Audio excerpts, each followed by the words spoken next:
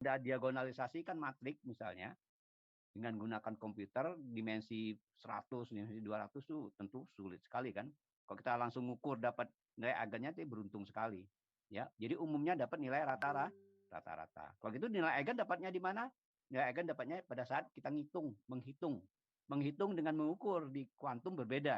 Kalau klasik Anda menghitung, mengukur sama saja. Artinya tidak ada yang berbeda. Ya. Jadi kita hitung, what you see, what you get, kan ukur, sama saja di klasik. Kalau di kuantum tidak, Anda menghitung itu di level formulasi dengan Anda yang mengukur di level pengamatan itu sangat berbeda. Jadi mengukurnya bisa pasti, menghitung bisa pasti karena cuma menghitung dengan tangan kan, analitik itu kalau di kuantum itu lebih mudah daripada mengukur, ya. Yang orang biasanya ngitung analitik yang sulit, padahal di kuantum paling mudah, paling mudah di dalam operasinya, ya. Jadi ngukur itu yang sulit, eksperimennya sulit sekali di kuantum, ya. Jadi oleh sebab itu kita pakai nilai rata-rata yang diberikan seperti ini, ya. Itu Anda sudah tahu mestinya, ya. Nah, sekarang operator apa yang kita perlukan? Operator Hermitian. Kenapa Hermitian? Seperti saya katakan pada terakhir kuliah kita bahwa operator Hermitian hasil pengukurannya, ingat ya, operator Hermitian definisinya ini, operator Hermitian itu bukan itu yang kita ambil, tapi pengukurannya adalah real. Fisiknya kita ambil seperti itu. Bisa nggak non Hermitian? Bisa saja, ya. Asal nanti pada saat Anda ngambil ngukur beda lagi, ya kan? Artinya jangan ambil yang non Hermitian, ya. Atau punya arti fisik yang lain nanti, ya kan? Contohnya itu pada sistem laser atau open quantum system misalnya, ya. Baru-baru ini berkembang operator non Hermitian dalam quantum mechanics, dan itu hasilnya bagus sekali katanya, bisa untuk open quantum system biasanya, ya. Kalau ini kita ambil closed system, ya kita ambil closed system nanti pada akhir kuliah nanti kita ambil open quantum system. Apa beda closed system open quantum system? Closed system artinya sistem kita tidak berinteraksi dengan faktor luar. Kalau ada interaksi pun kita bisa memastikan seperti apa bentuknya. Contohnya atom hidrogen kita tempatkan dalam medan magnet konstan, atau efek Zeeman atau efek Stark dalam medan listrik konstan. Kita bisa tahu pengganggunya apa, kita tahu pengukurannya seperti apa. Tapi kalau yang open quantum system tidak seperti itu. Kita tidak tahu justru lingkungannya atau pengganggunya seperti apa, ya. Maka kita gunakan cara lain. Pengukurannya pun berbeda nanti. Kita lihat, ya. Jadi seperti ini. Ini Hermitian konjugat. Kalau Anda nggak jelas, tanyakan langsung, ya. Ini yang kemarin sudah, ya. Ini PR kemarin sudah, ya. Saya kira sudah diberikan asisten Anom, ya. Sudah berikan ya ini Anom, ya. PR ini, ya. Oh iya Pak, iya Pak. Nah, operator uniter, apa operator uniter dan apa gunanya? Kenapa kita gunakan operator uniter? Operator uniter itu sifatnya seperti ini tentunya, ya. Tentunya operator uniter kalau dalam matematik saja U kali U plus itu adalah ini self adjoint atau transpose konjugat, ya. Jadi U plus itu transpose kemudian konjugatkan, ya. Konjugat itu kompleks I menjadi minus I atau minus I jadi plus I, ya. Kemudian kita transpose kalau dia matrik. Kalau bentuk operator fungsi biasa ya kita cuma ambil konjugatnya saja, ya. Nah, dalam kuantum harus adanya ekspektasinya, ya seperti ini, ya. Jadi kita ambil uniternya untuk transformasi basis kita. Kenapa seperti itu? Supaya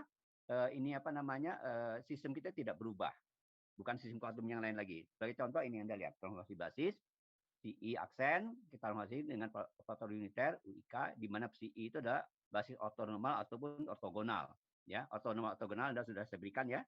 Dimana kalau ini ortonormal seperti ini, ya. Kemudian transformasinya hasilnya ini. Supaya sistem kita sama atau tidak berubah, maka apa? Jadi tetap aja maka harus kita ambil agak ini. Dia ortonormal, ya, sama ortonormal ini uniter. Paham? U plus atau U secara simbolik kita tulis U plus U atau U plus sama dengan 1. Kalau gitu uniter itu adalah U plus sama dengan U min 1. Ya, inverse-nya. Jadi uniter itu U plus, yaitu transpose dan dematrik transpose dan konjugat sama dengan inverse-nya. Kenapa seperti itu? Supaya sistem kita tidak berubah.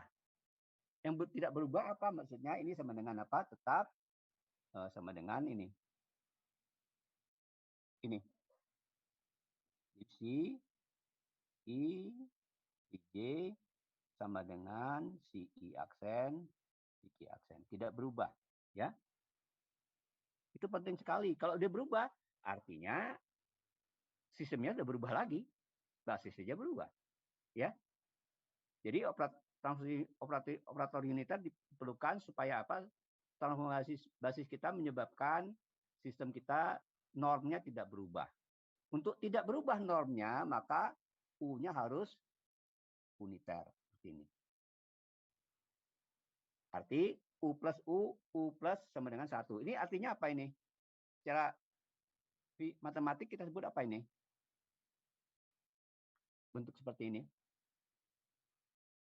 Halo? Norm itu apa? Sudah saya sebutkan minggu lalu kan norm itu apa? Panjang atau norma-norma dalam ruang Hilbert tidak berubah. Artinya apa? Panjangnya nggak berubah. Tidak berubah karena apa? Transformasinya uniter. Artinya apa? Fisisnya? Halo? Mana mahasiswanya ini? Mahasiswanya hadir nggak? Atau dia ada aja kemudian dia pergi tidur? Halo, saya tanya sekali lagi. Kalau Anda nggak jawab, saya lepas. Kita out. Saya out. Saya nggak akan ngasih kuliah. Apa maksudnya uniter? Ini artinya apa ini? Anda jawab aja. Inverse one.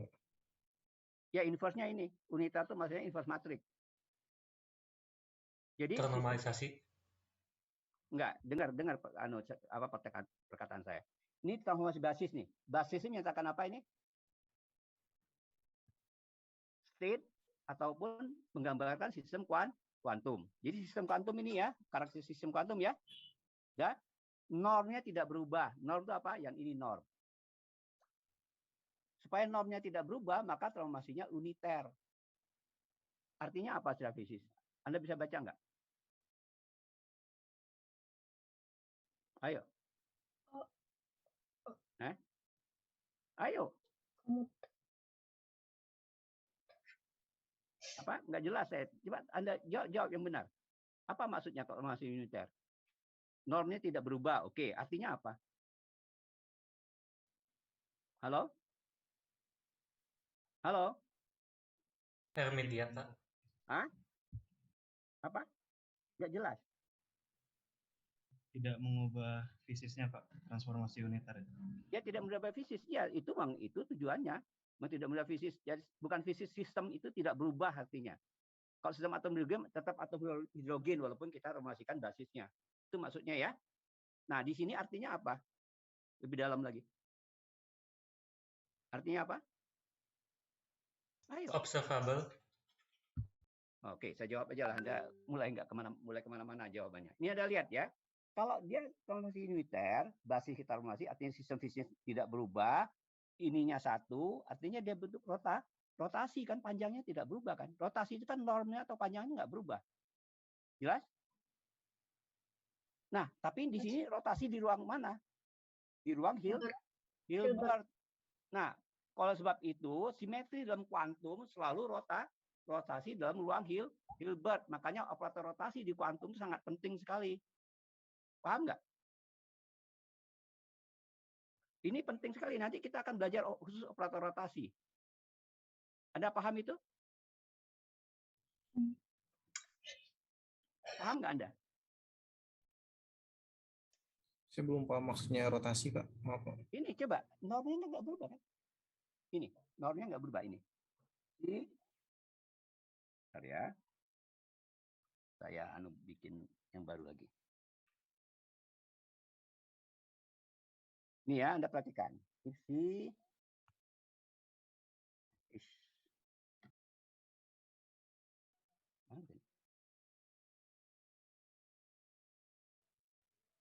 I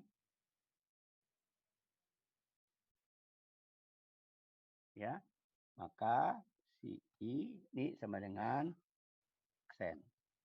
Ya, ini sistem kita ya kan? NIP CI tentunya menjadi U plus ya. Atau tuliskan seperti ini aja.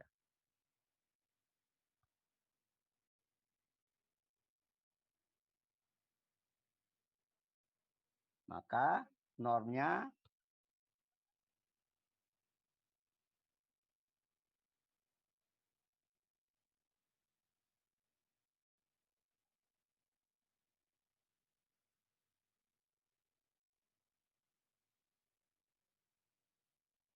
karena U plus U sama dengan 1, maka ini sama dengan apa?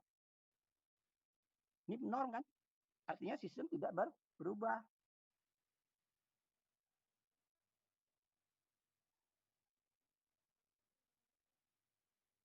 Kalau dalam fisisnya, sistem tidak berubah, artinya fisisnya nggak berubah. Norm itu apa artinya? Panjang ukuran norma-norma ya. Norma-normanya tidak berubah karena ini uniter. Kalau gitu, transfer uniter sama dengan apa? Ini kan panjangnya nggak berubah. Paham? Halo, yang tadi nanya yang mana? Iya, Pak. Paham nggak maksudnya? Sudah? Ada Iya, pertanyaan Pak. lagi? Anda paham nggak? Iya, Pak. Sudah. Kalau gitu, ini nggak berubah normnya. Panjangnya itu nggak berubah. Ya, maka ini rotasi. Ya kan? Rotasi itu kan lingkaran jadi lingkaran. Panjangnya nggak berubah kan? Kalau panjangnya berubah, bukan rotasi namanya. Bentuknya benjol-benjol, bukan lingkaran lagi. Ya kan? Jari-jari kan nggak berubah panjangnya. Jadi rotasi dalam ruang Hilbert.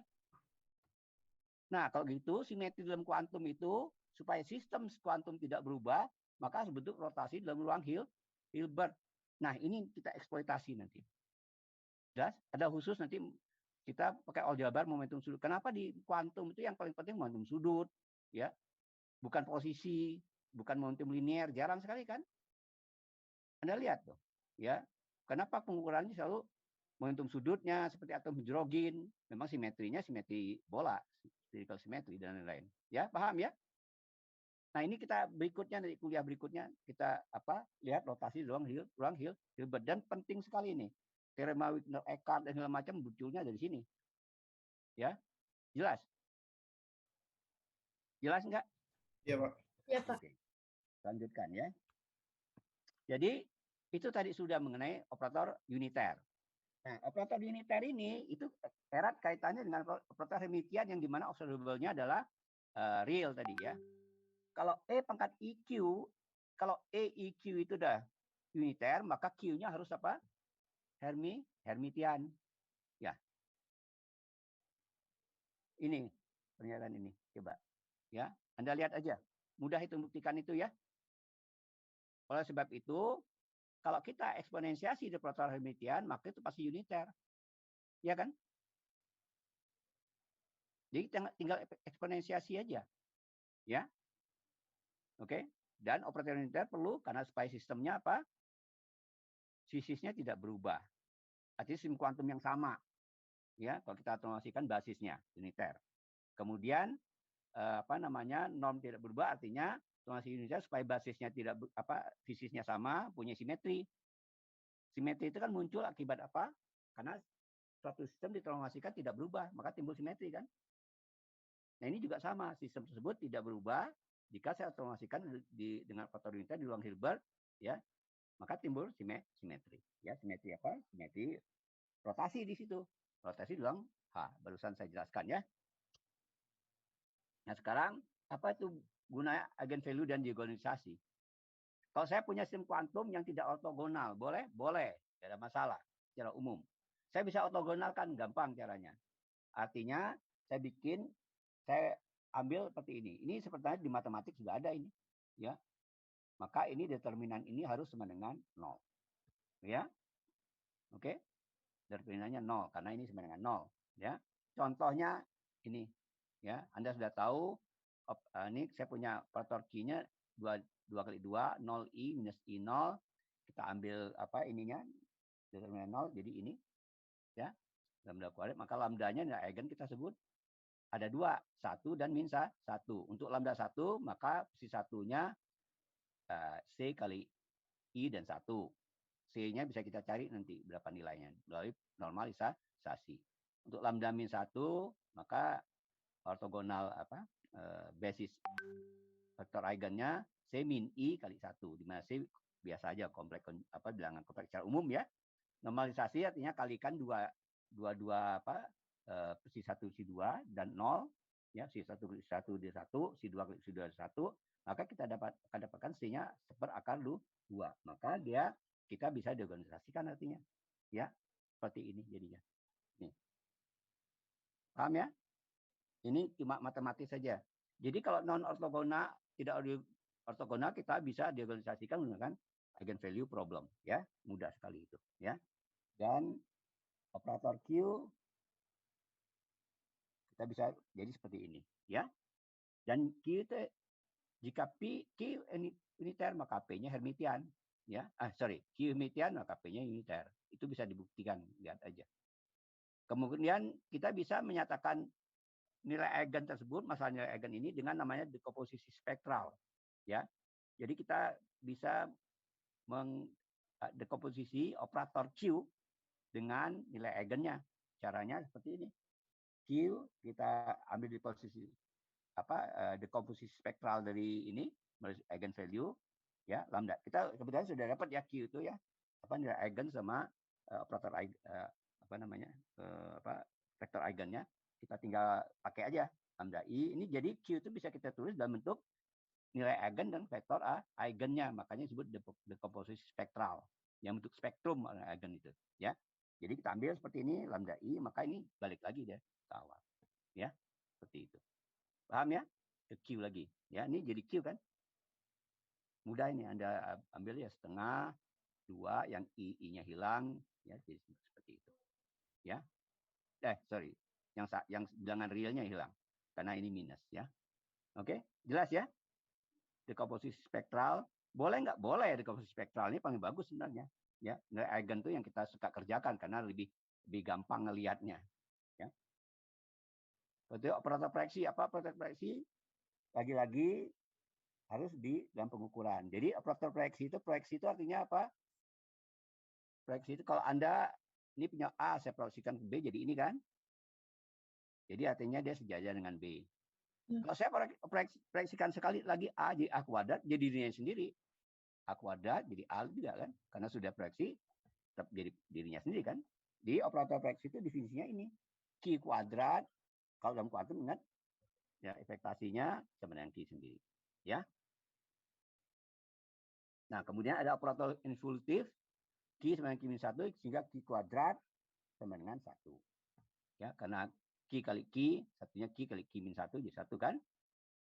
Dari operator evolutif dapat kita bangun juga operator proyeksi. Ya, seperti ini, Q plus ya. Ini ada proyeksi Q ke nilai eigen plus. Q negatif ke nilai eigen minus. Kita bangun Q-nya sama dengan setengah 1 plus Q setengah 1 minus Q. Pasti sama dengan Q juga kan? Oke, sebentar. Ini ada yang salah ini.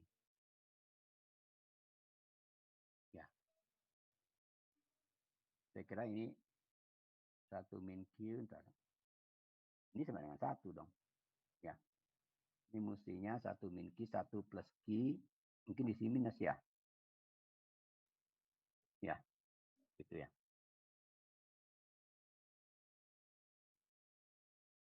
Supaya Q kuadratnya 2Q. Ya. Seperti itu ya. Jadi 1 plus Q itu Q plus, 1 Q minus. Ini seperti dekomposisi ini fungsi genap di fungsi ganjil sama aja. Kalau di operator juga sama. Kalau di tensor tambah dengan identitinya, ya. Jadi kita bisa proyeksikan operator Q plus, operator Q minus, ya. Dan Q2 kuadrat jadi Q. Anda kerjakan aja ini seperti ini ya. Sifatnya adalah apa? Q kuadrat ini. Jadi Q kuadratnya bersifat, Q plusnya bersifat apa? Proyeksi, ya kan tadi kan? Kemudian ini operator simetrik. Semuanya dikerjakan dengan ini ya. Seperti ini. Ya. Oke. Kalau kita dekomposisi sembarang seperti saya katakan tadi, ada simetrik, antisimetrik, plus dan minus, Q plus, Q minus, ada satu lagi bilangan skalarnya atau fungsi skalar biasa, ya. Jumlah komponennya juga mudah. Kalau di tensor n kuadrat, ini adalah bagian yang simetriknya, ini bagian antisimetrik tambah 1, ya. Jadi n kuadrat semuanya, ya. Oke. Nah, sekarang pengukuran kuantum. Jadi dalam kuantum itu paling sulit itu pengukuran, ya. Karena apa? Sudah saya katakan, kita sudah belajar awal, kita nggak tahu di dalamnya seperti apa, tiba-tiba kita ngukur aja. Contoh yang paling real adalah mengenai apa? Ini Schrödinger cat, kucing dalam kotak Schrödinger itu kan, ingat? Orang luar di dalam mengukurnya beda tuh. Yang di dalam itu bukan kuantum, di klasik. Kadang lihat langsung. Di luar kita mengukur adalah klasik karena tidak mempunyai apa? Akses informasi terhadap keadaan di dalam. Cara mengukur kita rusak. Jadi pengukuran dalam kuantum merusak sistem, baru kita lihat dia kucing hidup atau mati. Ya, tadinya kita mengukur di luar, keadaannya ada kucing setengah hidup, setengah mati kan? Ya, campuran kombinasi linear. Tapi setelah kita rusak, segera menjadi hidup atau mati. Nah, itu misterius sekali pengukuran seperti itu. Anda gimana Pak berubahnya di mana?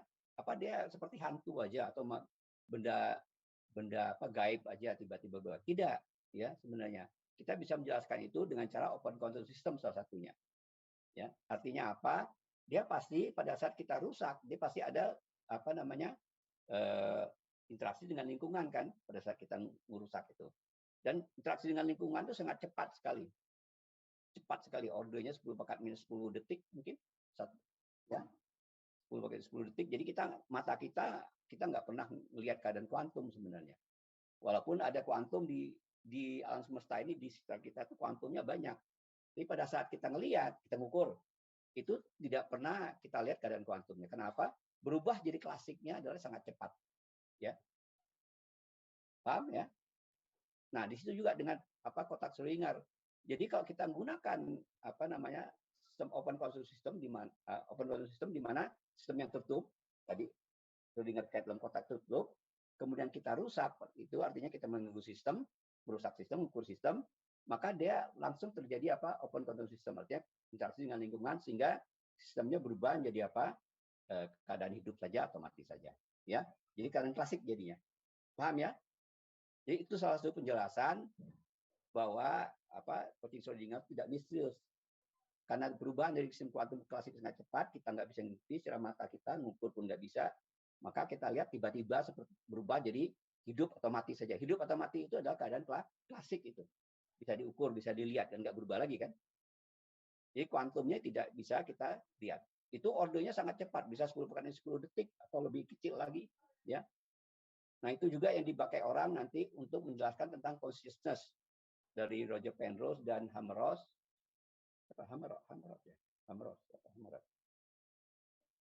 Dia itu mereka menjelaskan tentang kesadaran consciousness, kesadaran manusia menggunakan sistem kuantum, ya.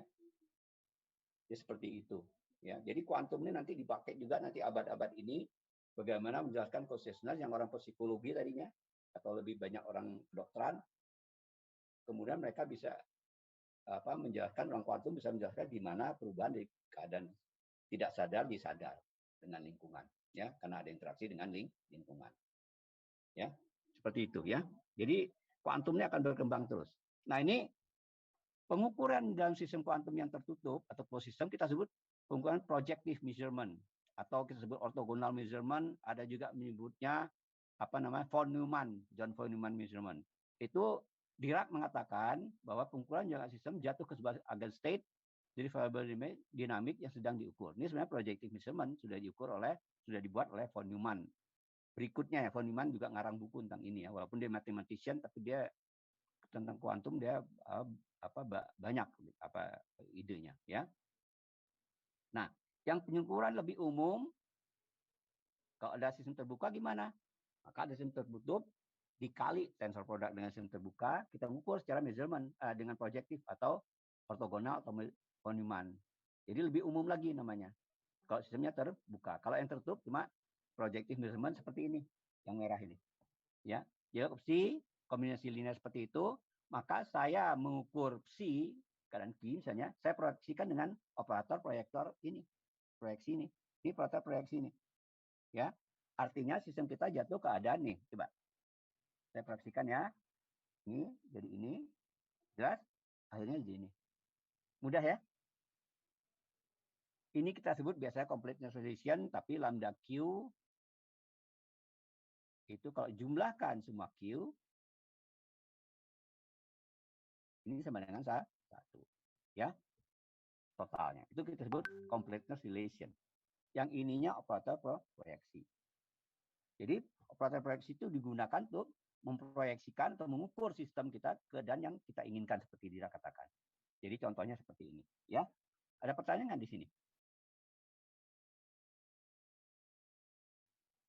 Ini nanti kita pada saat membahas open control system, saya bahas lebih jauh lagi ya mengenai generalized measurement di mana ada sistem yang open control system, ada pengukur ada interaksi dengan lingkungan.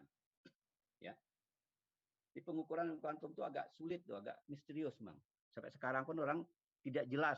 Tapi dalam level ini kita sudah mulai jelas, tapi secara umum kita nggak tahu seperti apa pengukuran. Karena seperti saya katakan, sistem kuantum kita tidak tahu, tidak punya aktivitasnya.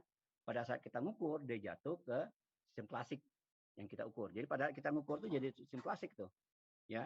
Dari sistem kuantum ke sistem klasik, tentunya kita gunakan open quantum system salah satu penjelasannya ya. Berikutnya bilangan kuantum.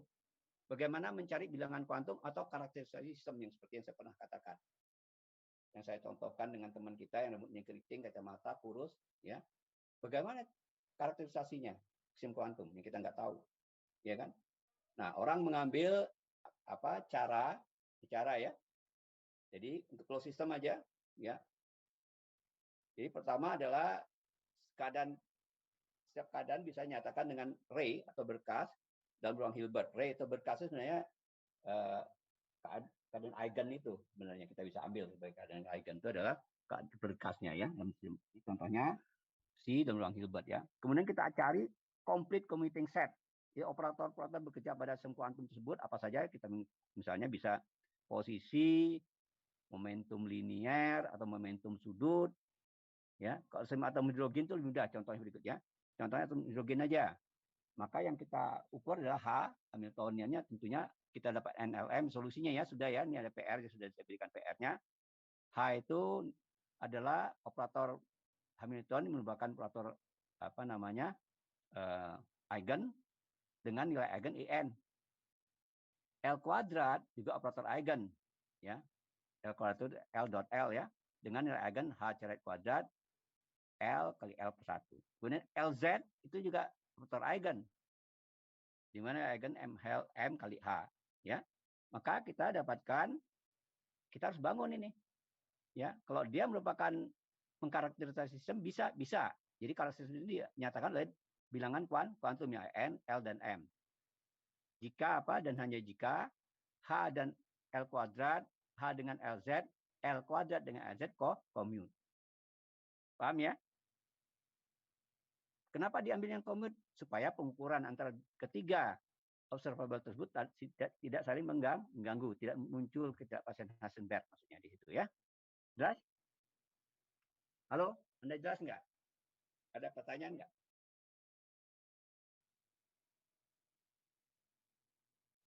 Halo? Mungkin Jelas, belum ada. Apa? Ada pertanyaan? Belum, Pak. Belum ada? Anda nggak bisa jawab atau apa? Mic saya nggak benar ya? Anda suaranya kok nggak jelas di saya? Belum ada pertanyaan, Pak. Ya. Ini penting sekali dan jujur saya katakan banyak mahasiswa nggak paham ini. Tapi Anda nggak tanya, Anda paham, saya nggak tahu paham atau enggak. Ya kita tahunya pada saat ujian lah, ya. Nah ini atom H ya, sudah saya berikan tadi seperti ini. Dimensi psi itu tak berhingga, psi Hilbertnya, ya. Ini CCS-nya, ya. Jadi solusi atom H-nya seperti ini, ya. Jelas ya? Atom hidrogen. Kalau Anda pernah ngerjakan ini, Anda paham, ya. Oke, ada pertanyaan lagi? Belum ada, Pak. Permisi, Pak. Ya, silakan. Tadi di slide-nya kan ada ditulis Casimir invariant, itu maksudnya bagaimana, Pak? Oke, Casimir invariant itu, bentar ya, saya kita ambil.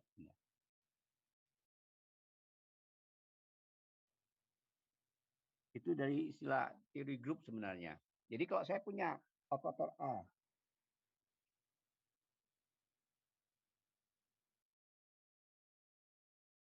operator A ya, maka A kuadrat, vektor ya, ini pasti commute. Coba aja. Ya kan? Dan dia commute dengan yang lain juga. Ini kita sebut Casimir quadratic atau second order ya.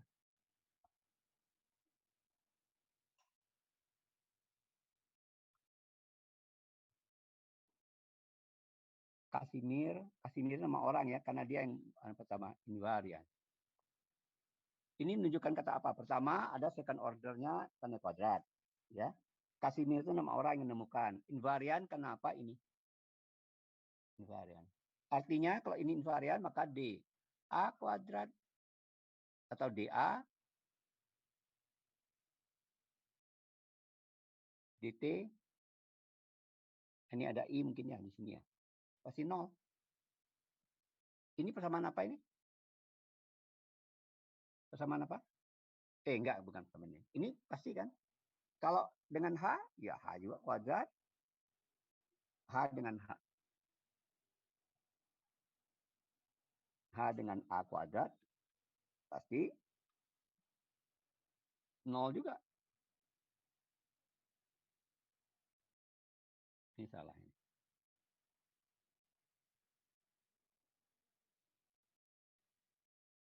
Ini namanya persamaan apa? Persamaan Heisenberg. Ya kan? Persamaan gerak Heisenberg. Ya kan? Artinya apa? Kalau ini 0, jadi A dan H invarian. Hanya nilai eigen aja. Punya nilai eigen, punya fungsi eigen bersama kan? Udah? Jadi ini, nah bisa, kenapa nggak pakai 3, Pak? Bisa juga pakai 3, juga invarian. Kenapa nggak pakai 4? Bisa juga, sama aja. Tapi untuk Anda ngambil order yang lebih tinggi, kita ambil order kedua aja.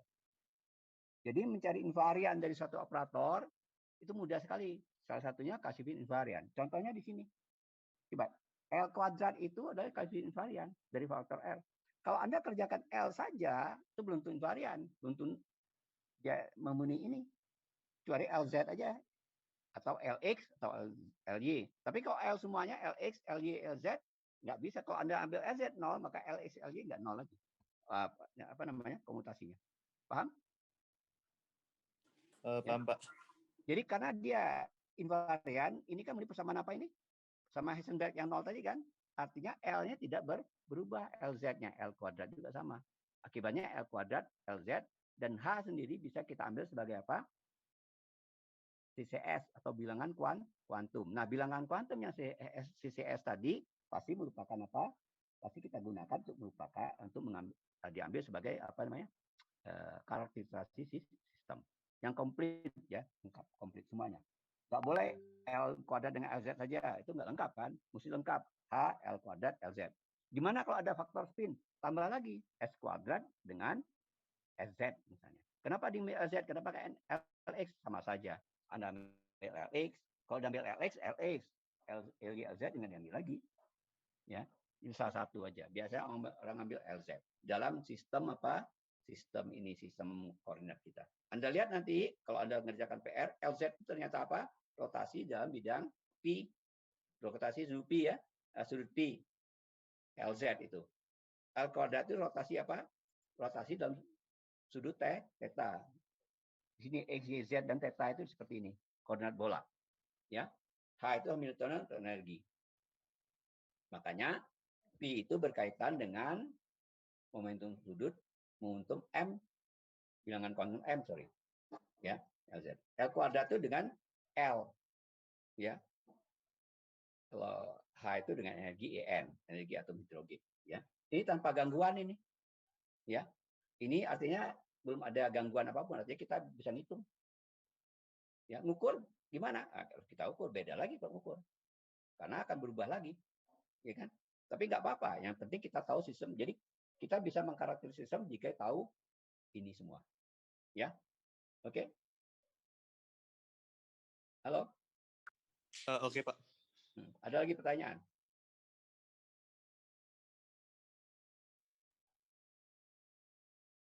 Ada lagi pertanyaan? Belum ada, Pak. Oke, kita lihat berikutnya ya. Itu saya ganti ini dulu. Saya ganti apa nama slide dulu. Ya, di stop share dulu. Bentar.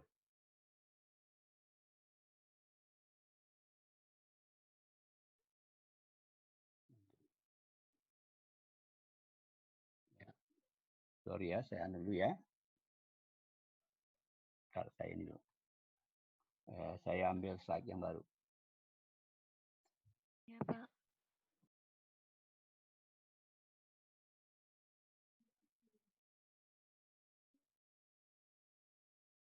Kok nggak salah saya ini tadi.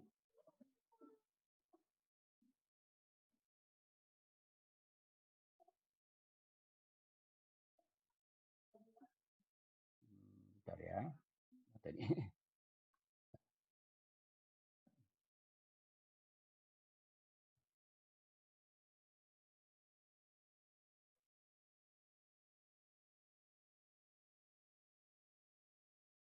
Saya screen.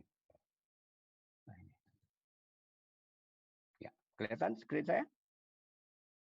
Kelihatan nggak? Terlihat. Oke. Kelihatan, Pak. Kita lihat yang baru ya.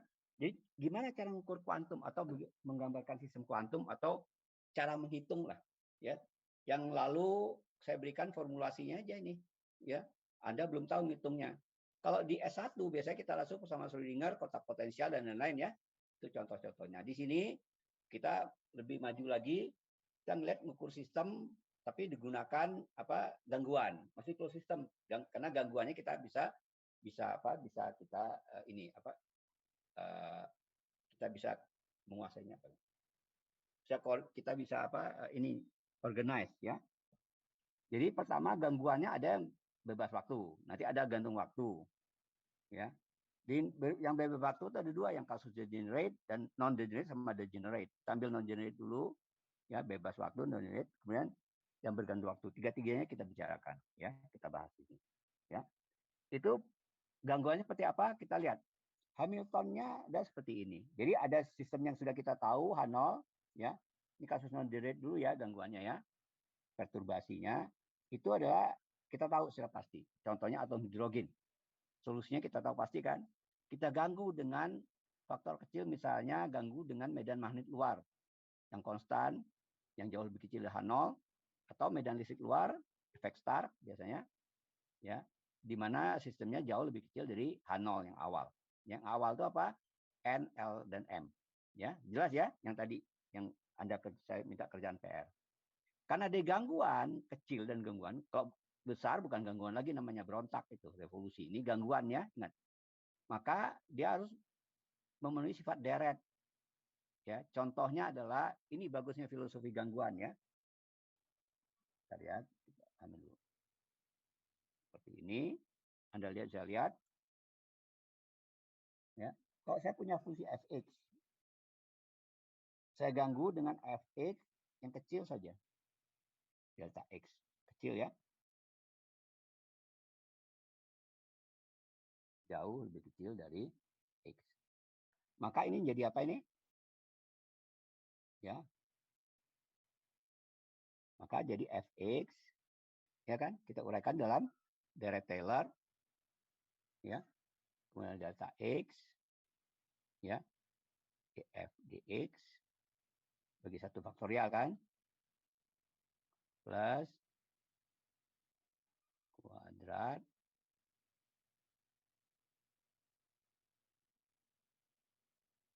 tambah terus order n-nya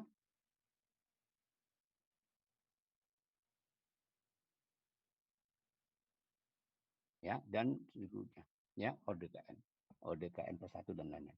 Nah, bagusnya teori gangguan ini ya, ide teori gangguan ini adalah jika kita tahu order 0, kita dapatkan order pertama. Caranya apa? Diturunkan aja. Jika tahu order 0, order pertama, order kedua dapat. Ketiga dapat, keempat n dapat. Jadi filosofinya adalah jika kita tahu order ke 0, dapat order pertama. Tahu orde pertama, dapat orde kedua. Berikutnya, makanya teori gangguan seperti ini harus tahu solusi orde ke 0. Jadi sebelum gangguan saya sudah tahu. Contohnya adalah solusi eksak orde ke 0 itu adalah atom hidrogen yang tadi, ya. Nah, kita nyatakan aja secara simbolik dengan En0, Cn0.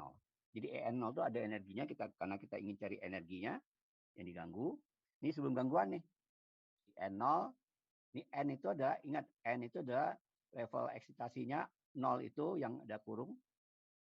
Ya, itu orde. Contohnya sini, maka En, energinya bisa saya uraikan dalam En orde ke 0, G.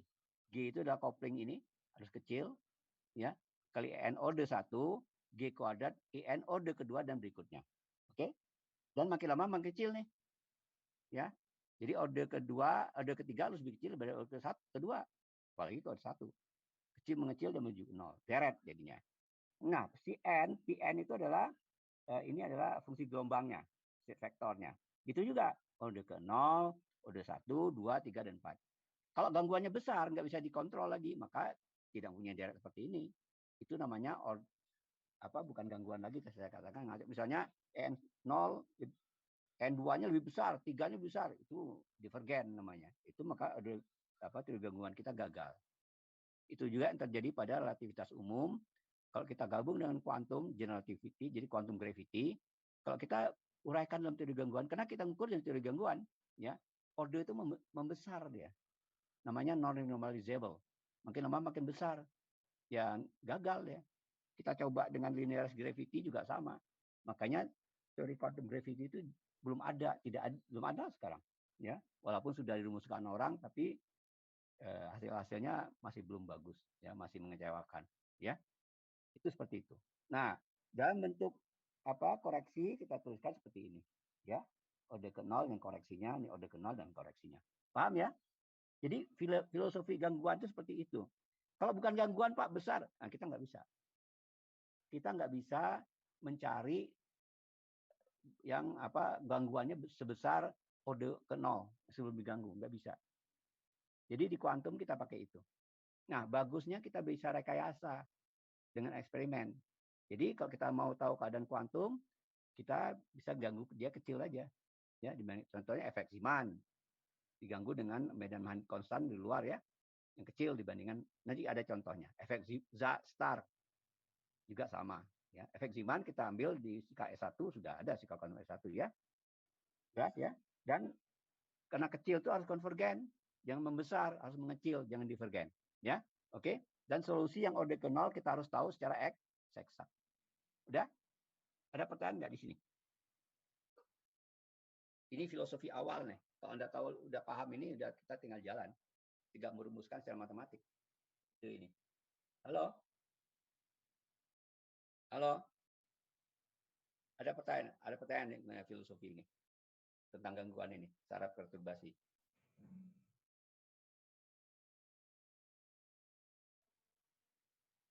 Harus kecil. Berapa besar, berapa kecil? Nah, kita bisa contohnya misalnya efek Zeeman. Efek Zeeman itu gangguannya medan magnet luar yang konstan tadi itu sekitar 10⁻⁵ kali dari H0, energi H0. Contohnya pada atom hidrogen, H0 kan untuk N kan level N minus 13,6 per N kuadrat elektron volt. Maka orde gangguannya, ya, GH1-nya itu 10⁻⁻5-nya elektron volt. Paham? 10⁻⁻4-nya masih bisa. Ya. Nah, supaya kalau H1-nya besar gimana, Pak? Maka kita harus kasih kopling konstan G namanya. G itu kecil sekali. Sehingga GH1-nya lebih kecil dari H0. Jadi G itu kopling konstan. Contohnya untuk elektromagnetik kopling konstannya berapa? 1/137, yaitu fine structure constant. Maka orde keduanya G kuadrat 1/137 kuadrat jauh lebih kecil lagi kan? Dan berikutnya. Itu untuk elektromagnetik. Untuk yang weak interaction juga kecil, strong interaction juga kecil juga, gravitational interaction apalagi. Tapi sayangnya gravitational interaction itu G-nya itu sama dengan G ini Newton constant. Ya, 10⁻⁻12-an ya. Tapi sayangnya dia sebanding aja itu dengan G-nya G pakai 1 terus. sebanding dengan G semua. Wah, itu kalau kita jumlahkan artinya pasti divergen kan, tidak konvergen, tidak menuju ke nol. Dia makin lama makin kecil tidak. Ya. Ada pertanyaan lagi? Dan syarat konvergensi itu ini. Jadi kalau G-nya diambil 0, juga 0, di coupling konstan juga 0, maka dia kembali ke awal. Artinya apa? Tidak ada perturbasi atau gangguan. Ya.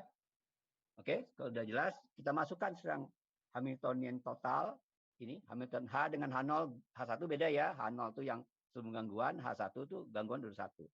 Gangguannya bisa tambah, bisa nanti kalau kita mau secara umum ya. Jadi ini harus sama dengan EN. Kenapa bisa seperti ini? Kalau dia bergantung waktu nggak bisa ini. Kalau bebas waktu bisa.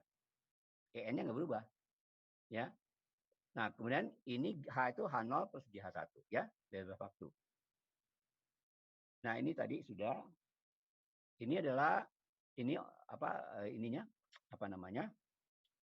notasinya I itu orde, N itu level atau ekstasi ya. Ini seperti ini. Oke. Ini sudah saya jelaskan tadi juga kan. Nah, ini kita masukkan orde ke 0. Ini gimana? Semuanya yang tadi ya. Yang ini persamaan ini kita ambil EN-nya seperti ini. Yang kuning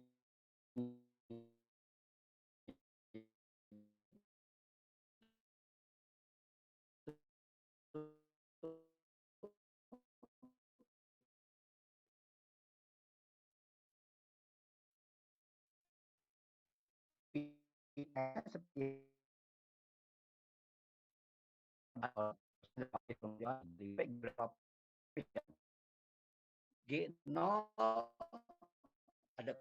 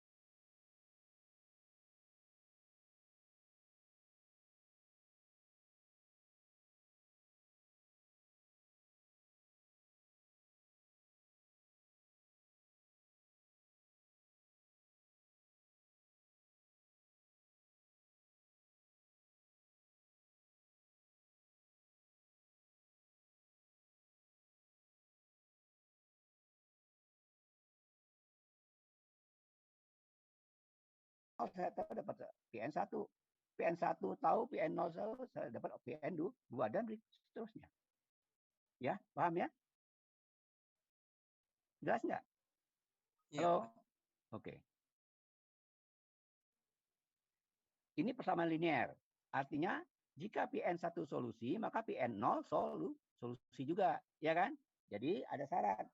Kalau gitu PN1 solusi, PN0 solusi juga, maka PN1 kombinasi linear kan, di mana koefisiennya A aja, solusi juga. Jadi tidak unik. Supaya unik, gimana? Harus ada syarat tambahan, constraint. Ini. Di PNS, orde S, PN0, orde 0. Di mana S-nya harus besar dari 0. Kalau S-nya sama dengan 0, dia sama dengan 1. Ortogonal kan? Iya betul. Sistem ortonormal. Jadi kalau S-nya lebih besar 0, dia 0 karena basisnya beda. Kalau basis beda artinya dia 0 produk skalarnya. Oke? Berikutnya. Koreksi orde 1. Orde 0 nggak perlu lagi karena kita udah tahu secara eksak ya. Orde 1 yang ini. Ini persamaannya. Ya, persamaan ini ya. Ini persamaannya. Ya. Paham? Atau kita bongkar H0 PN1. Ini enggak. Ini karena PN1 bukan vektor eigen, jadi kita nggak bisa kerjakan. Ya, IN0 itu konstan, hanya angka aja kita bisa kerjakan. Artinya angka sendiri. H1 dengan PN0 juga nggak bisa karena H1 bukan vektor eigen di PN0. PN1 itu konstan biasa. Ya. Nah, kita ambil yang persamaan koefisien orde 1 tadi. Ini 0 ya sudah ya karena ini koefisien saja. Jadi karena sifat completeness maka koefisien orde 1 itu kita ambil aja completeness relation-nya. Ya. Jadi cuma dia cuma merubah kalau ini non-degenerate sama apa namanya bebas waktu, cuma merubah basisnya aja. Jadi PN1-nya kita ambil kombinasi linear dari PN I order ke ini apa nama 0 seperti ini ya. Nah, kita masukkan persamaan awal ya di H0, EN0, ini yang PN1 tadi ini ya. Kemudian PN0 ya sama dengan 0. Ya kan? N tidak sama dengan I. Ya. Oke? Jelas ya? Jadi I kita dapatkan H0 minus EN0 CNI 1 PNI 1 dari si persamaan atasnya sama dengan H1 minus ini kan. Jadi ini tambah ini di sini. Ini tambah ini di sini. Ya, di sini ya. Kita kerjakan dengan EG0 kita gunakan apa? Ini apa namanya? Sifat-sifat produk skalar itu. Maka kita dapatkan seperti ini. Jelas? Nah, yang H0 di sini kalau bekerja di kanan bisa karena sekarang PI order ke 0. Bisa ya? Anda lihat di sini. Sudah keluar deh EJ 0. Artinya saya kerjakan di kiri juga boleh. Karena Hamiltonian, maka EJ-nya real. Ya, EJ 0-nya real. Minus EN0 seperti biasa. Kemudian berikutnya kita kerjakan juga ini EN1. Satu ini ya. EJ 0 ini. Kemudian H1. Ya. Yang ini juga tidak bisa tidak dikerjakan karena H1 bukan operator eigen dari PN0 ya. Maka ini dapat yang ini pertama sudah ya. Ini CN1 yang ini sifat delta JI ya. CN1 juga sama delta JI juga CN ya, CN. Yang ini tetap biasa aja. Ya. Jadi kita dapatkan ini CN, jadi kita kerjakan terus ya. Kerjakan delta JI Anda bisa gunakan itu kan sigma CNI 1 delta JI sama dengan I-nya kita jumlahkan di CNJ ya. Udah paham ya itu ya? Apa namanya? Penjumlahan itu ya? Halo? Halo? Halo? Iya, Pak. Bisa, oke. Jadi kita dapatkan 2 bintang ini. Nah, sekarang kita ambil untuk J tidak sama dengan N dulu. Maka kita dapatkan kalau J tidak sama dengan N, ya ini oke, tapi ini 0. Ya, CNJ nggak 0 karena delta JN itu kan syaratnya apa? Kalau sama dengan 1 jika J sama dengan N, kalau 0 kalau J tidak sama dengan N jadi 0. Jadi kita dapatkan persamaan ini dengan persamaan ini. Jadi dapatnya ini. Oke. Tapi kalau untuk N sama dengan J ini bagus nih J. Kalau N sama dengan J ini nggak bisa pakai karena N sama dengan J ini sesuatu bagi 0 nggak boleh kan? CNN-nya 0. Nah, kita harus cari. Ya. Kemudian kita dapatkan H1JN. Jadi H1JN-nya energi koreksinya. Ini koreksi kan? Koreksi energi order 1. Energi ya. Ya kan? Nah, kita lanjutkan. Jadi solusi untuk order 1-nya seperti ini. Jadi koreksi energi order 1-nya ini. Paham? Paham nggak?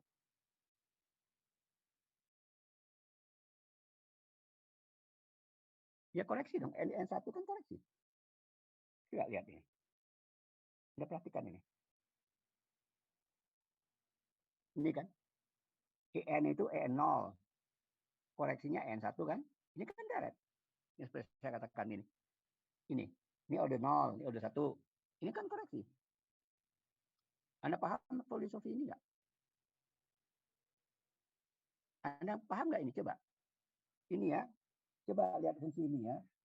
Makanya saya katakan Anda paham atau enggak tuh Anda betul-betul pikirkan gitu. Bukan ngeliat, oh ini sudah biasa Pak ngeliat ini. Enggak. Ini filosofinya. Enggak, coba saya punya fungsi seperti ini misalnya. Ya. Atau energi atau apalah. Ya, nanti energi ya. Maka saya ambil order 1. Ini order sesungguhnya kan order 0 kan. Order 1 itu sebelah kiri atau kanan terserah. Ya kan? Itu koreksi kan. Beda dengan order ini kan. Paham? Kenapa nggak order 2? Berikutnya order 2. Filosofi perturbasi juga sama. Jika tahu Anda order 0, bisa dapat order 1. Tahu order 0, order 1, dapat order 2. Paham? Ada lagi pertanyaan enggak? Ya, perhatikan omongan saya ya. Kalau saya katakan itu Anda tanya atau enggak, mendingan kok Anda pikirkan betul itu. Anda paham atau enggak? Ya. Udah, saya dapat order 1 kan? Nih, koleksinya. Ini kan sudah, ini kan EN11 itu order kan? Jadi koleksi order 1-nya dapat, order 2 belum berikutnya. Dapat ya. Jadi ini order 1 nih, koleksi order 1. Order 0-nya H0 tadi, EN0. Sudah dapat? Sudah, karena kita harus tahu syaratnya. Kalau EN0 nggak tahu, nggak bisa nyari. Ya kan? Nah, koefisiennya belum dapat nih. Koefisiennya baru dapat untuk N tidak sama dengan J aja. Kalau N sama dengan J, ya CN1-nya nanti 0 kita dapat ya. Berikut coba. Nah, CN1-nya 0. Dari mana dapatnya? Ini. Kita harus gunakan ini kan, tadi saya katakan kalau order beda kan ini 0 kan. Nih. Jadi meharuskan ini, maka CN1-nya 0. Jadi koreksi fungsi gelombangnya CN1-nya 0 nih. Oke, kalau gitu order 1 kita dapat sudah. Order 1-nya ini. Fungsi gelombangnya jadi ini. Ini dapat dari mana? Sudah tadi ya barusannya. Mana tadi? Ini PN1-nya. PN0 tadi ini. EN0-nya, EN-nya nih. Jadi H1, NN koreksi, ini juga koreksi. Untuk fungsi gelombang. Sudah? Ada pertanyaan nggak di sini? Halo? Jelas ya? Ya, Pak. Ya, saya kasih contoh satu lagi. Untuk cari koreksi order 2. Seperti saya katakan, kalau order 0 kita tahu, EN energi, ini pada energi ya, koreksi pada energi pada fungsi gelombang tahu, maka order 1 tahu, order 2 ada bisa. Nih, coba order 2. Kok nggak ada ya? Ini order 2 ya. Ini contoh aja dulu.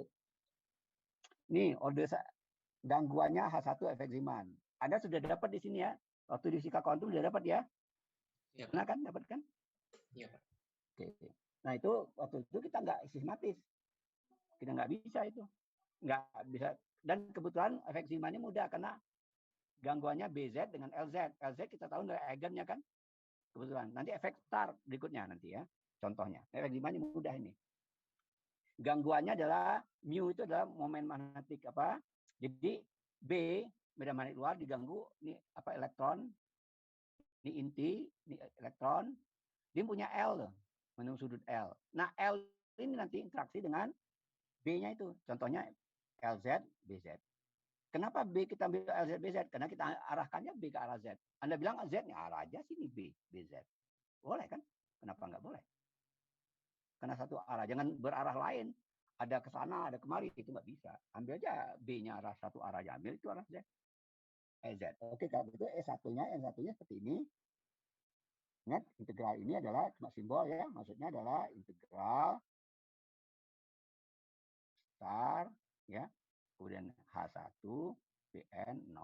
Baru integralkan kan dx. Ini hasilnya. Kebutuhan LZ dengan PN0 itu ini eigen mudah ya. Makanya kita contoh di S1 tuh supaya tidak rumit hitungnya, kita ambil efek Zeeman. Kenapa nggak pernah efek star, Pak? Berikutnya, apa alasannya saya berikan. Ini hasilnya, koreksinya. Ini. Jelas? Untuk EN-nya. Jadi ini energi sebelum gangguan, ini energi setelah gangguan. Ada gangguan, jadi mesti jumlah. BZ-nya berapa? Tinggal masukkan angka aja. I itu muatan elektron, M itu massa elektron, H coret itu konstan Planck, M itu bukan massa elektron. M itu bilangan kuantum. Ya, kuantum ini. DLZ ini. Ya. Ini kebetulan apa? Simbolnya sama. Nah, Me itu baru massa elektron. Udah tahu semua ini. Dapat semua kan? Mau order apa ekstraksi ke N juga boleh. Tidak ada masalah. Jelas? Jelas nggak nih? Iya, Pak. Ini kursi order 1 sudah ya. Nah, sekarang kursi order 2. PN-nya Anda bisa dapat nggak, cari? Ini PN-nya dapat ya, tinggal masukkan ke rumus ini aja kan. Nih. Ya. Tinggal masukkan aja. Dan N tidak sama dengan J. Ya. Jadi Anda mau PN, N-nya order berapa, J-nya tinggal dijumlahkan aja. Ini J nanti jumlahkan. Ini apa, sorry. Ini untuk order 2. Order 2 tadi persamaannya, ada persamaan order 2. Yang G2. Nah, tadi. Ini, G2 tuh yang ini. Ini. Panjang yang ini. Ya, yang ini. Bawah ini. Ya, koefisiennya 0 kan? Kita cari order 2. H0 persamaannya tadi ya, ini. Nah, karena dia bebas waktu dan kasus non-degenerate, maka ini merupakan apa? Mencari basis baru atau kombinasi linear dari basis yang lama yang belum gangguan orde ke-0. CNI orde kedua. Udah? Kemudian kita kalikan dari kiri dengan PJ0, kita JP dengan itu ya. H0 itu kalau PJ0 dia merupakan apa? Operator eigen, fungsi eigennya mudah. Yang H1 tidak tuh, tapi H1 kita ada punya ya. Nanti ini PN1. Ini PN. Oke, dapatnya seperti ini. Oke. Ya. Ini mudah, ini juga sudah. PN1 ini sama dengan berapa? Berikutnya kita lihat ya. Yang ini kita apa? Sudah dicari tadi ya, tapi PN1-nya belum. Kita belum tahu. PN2 seperti ini. Oke. Berikutnya. Nah, ada dua, kasus J sama dengan N. J sama dengan N, maka Anda lihat di sini. J sama dengan N, ya, ini 0. Ya. J ini enggak kita lihat J sama dengan N, yang ini tidak 0. Jadi E2 sama dengan ini. Ya. Nih. PN1-nya sudah dapat ya tadi ya, tinggal masukkan aja. Seperti saya katakan kan, kalau tahu orde 1, orde 2 bisa kita cari. Jadi tinggal seperti ini, dapatnya ini. Di mana H1IN itu adalah nilai ya, angka. Yang tidak tahu itu adalah PN0 H1 operator. Ini kerjakan. Jadi ada dua. Nih. Jadi orde 2 koleksinya ini. Makin kecil kan Anda lihat. Kenapa makin kecil? Karena P1IN itu kan kecil, dikuadratkan makin kecil kan. Jelas? Ini orde 2-nya, koleksi orde 2. Untuk energi. Nah, sekarang untuk mencari fungsi gelombang, kita ambil J tidak sama dengan N. Maka dari persamaan yang tadi, J tidak sama dengan N, ini ada berapa ini? Kita lihat ya. EJN ini tidak 0, itu CNJ. Ya, J tidak sama dengan N, terus saja. Ya, jadi CNJ kuadrat, harus kita cari CNJ kuadrat 2 ya, ada 2 ya. Kenapa? Karena ini. Paham? Paham ya? Jadi kita dapatkan ini CNJ-nya. Jadi koreksi order 2-nya adalah kita dapatkan seperti ini. PN-nya adalah ini. Ini order 1, ini order 2. Ya. PN2-nya ini PN order 1, PN order 0. PN order 0, order kedua dan ke-1 dan 2 kita campur. Jadi kita dapat koreksi order sampai order 2-nya. PN untuk nilai eigen energi maupun fungsi eigennya. Fungsi gelombangnya. Order 3 gimana? Ya, order ketiga saya tidak kerjakan, Anda kerjakan di PR ya, biasa PR ya. Anom, jadikan PR ya. Anom. Halo Anom. Mana Anomnya? Oh ya, cek ya Pak. Ya, kamu jadikan PR ya itu untuk ya, baik. order 3 ya. Persamaannya mana yang ini? Karena order 01 sudah, order 1 baru kita cari, order 2 baru cari, order 3 mesti bisa. Order keempat bisa juga, cuma panjang aja. Panjang nggak ada masalah ya, saya nggak ada hubungan dengan itu, secara prinsip Anda bisa kerjakan. Ya, jadikan PR aja order ketiga. Tentunya lebih panjang, tapi bisa cari. Maksudnya porsi order sampai order ketiga. Untuk teori gangguan yang non-degenerate dan bebas waktu. Paham? Halo? Halo? Ya, Pak. Ya. Ingin bertanya sekaligus memastikan Pak. Ya. Kalau saya lihat polanya tadi itu kan kondisi untuk mencari koreksi order pertama dan order kedua itu kan ada kondisi di mana J sama dengan N dan J tidak sama dengan N ya Pak. Ya, nah ya.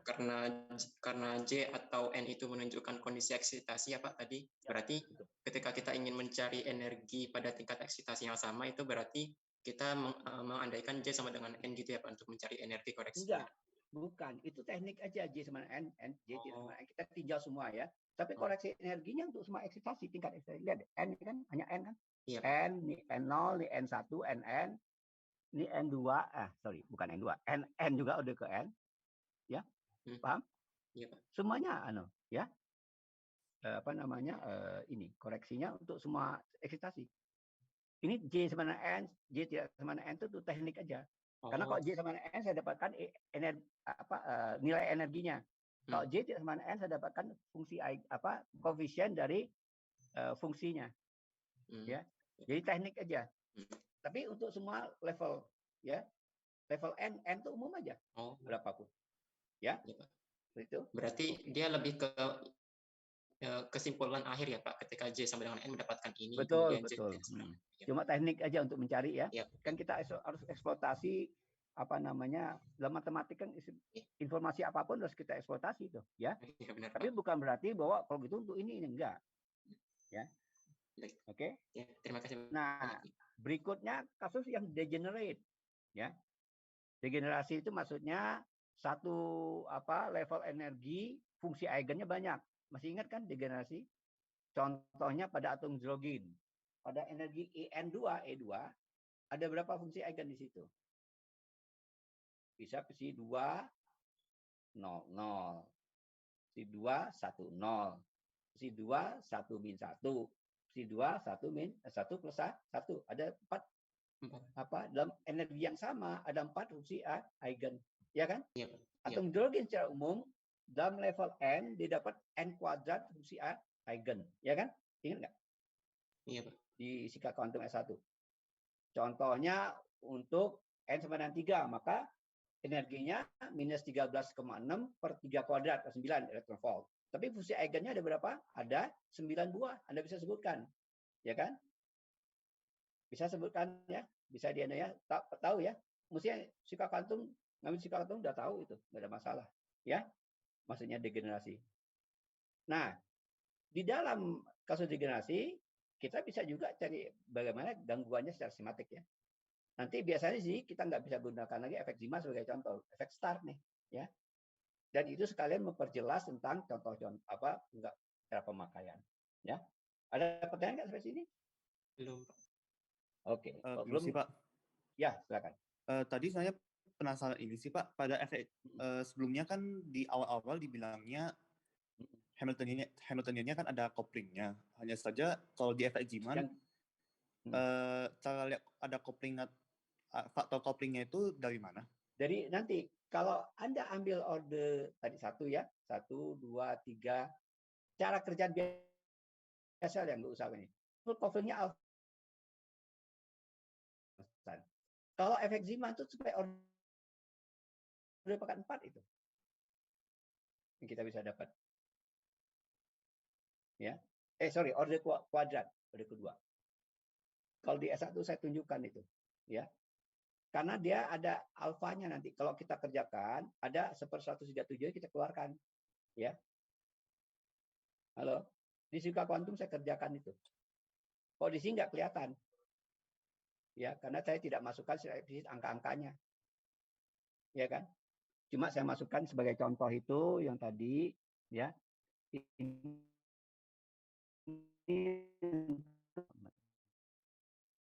lihat ya. Itu apa? Cancel itu rumusnya? IH per C ya? Bentar ya, saya lihat alfa itu apa? Alfa itu kesehatan besarnya. 37 ya. Bentar ya, saya sebentar. Dinyatakan dalam E. Kalau nggak salah IH per C ya. Ya. Anda masih Tidak ingat ingat sih, Pak, rumusannya. Enggak, saya lihat saya punya catatan.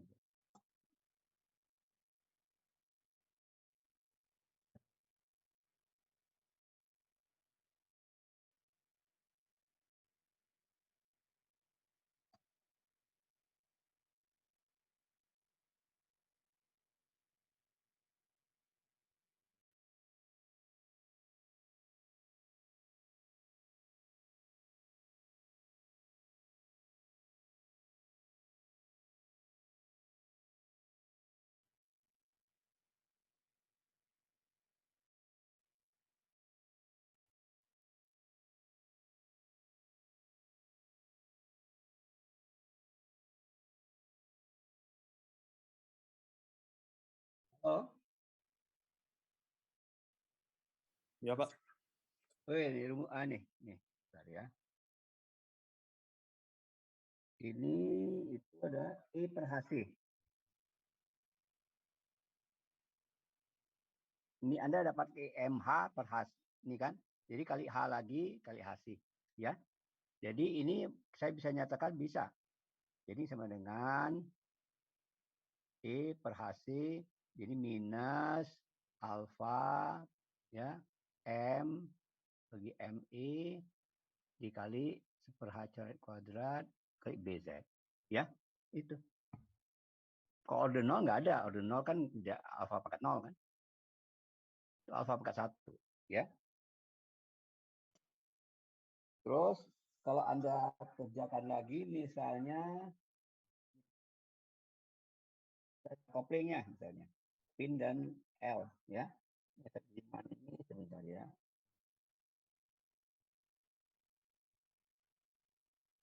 Maka kita akan dapatkan efek relativistik aja contohnya. Efek relativistik itu saya dapatkan ya. Alfa itu pangkat 4. Efek relativistik. Efek relativistik dia karena apa namanya? Kita ambil seolah elektron itu bergerak klasik. Ternyata cepat sekali relativistik. Jadi kita koreksi dengan itu ada alfa pangkat 4. Kalau kita ambil SL coupling jadi pin dan L itu menghitung sudut coupling, maka kita dapatkan alfanya pangkat ya. Ini dari saya ngitung yang tanpa teori gangguan. Ini sudah dapat sama saja. Kita efek Zeeman anomali. Semuanya dapat kok.